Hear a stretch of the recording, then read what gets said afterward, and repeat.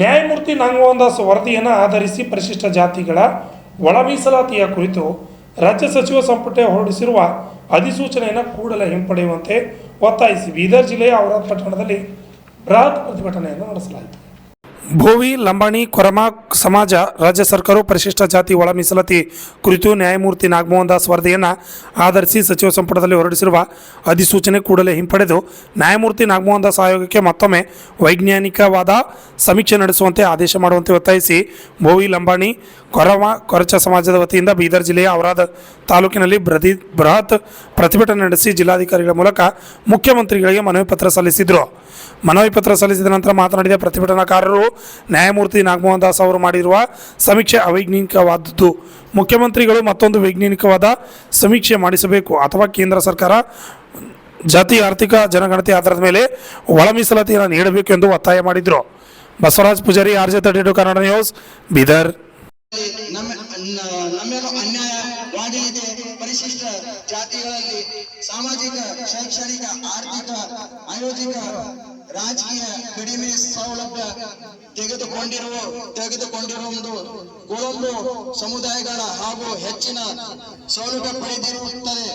ಇದೇ ಪೂರ್ಣ ವಿಪಡಿಸರಾಗಿ ತಿಳಿಸಿರುತ್ತದೆ.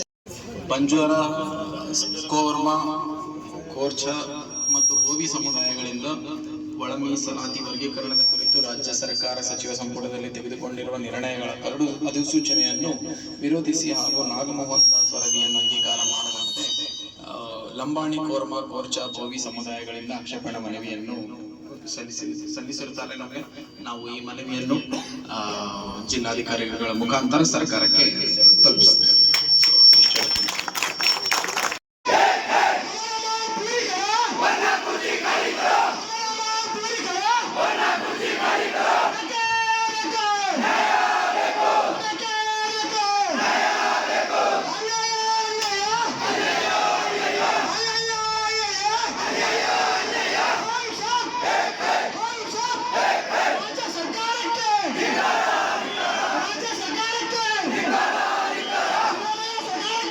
ಕೋರ್ಚ ಭೂಮಿ ಸಮುದಾಯಗಳಿಗೆ 4 ಒಳ ಮೀಸಲಾತಿ ನೀಡಬೇಕೆಂದು ಹೇಳಿದೆ.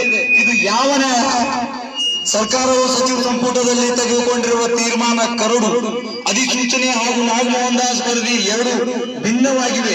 ಇಲ್ಲಿಯೂ ಎರಡು ಒಂದಕ್ಕೊಂದು ಹೋಲುತ್ತಿಲ್ಲ.